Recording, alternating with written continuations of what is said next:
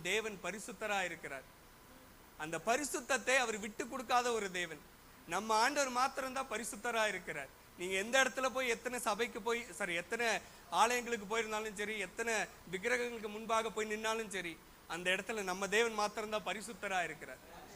வசனமும் அதுதான் சொல்லுது, பரிசுத்தம் இல்லாதவன் ஒருவனும் தேவனை தரிசிக்க முடியாது. காரணம், அவர் பரிசுத்தரா இருக்கிறது போல நாமளும் பரிசுத்தரா இருக்க வேண்டும் என்று தேவன் விரும்புகிறார்.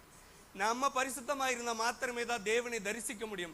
நம்ம பரிசுத்தமா இருந்தா மாத்திரமே தான் தேவனுடைய சத்தத்தை கேட்க முடியும். நம்ம பரிசுத்தமா இருந்தா மாத்திரமே தான் தேவனுடைய நம்மளுடைய விண்ணப்பத்தை தேவன் கேட்பார்.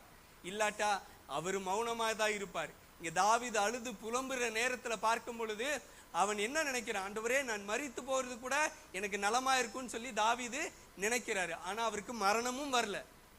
தேவனுடைய மௌனம் தான் தாவீதுக்கு எப்படி இருக்கு, ஒரு மரணமா இருக்கு.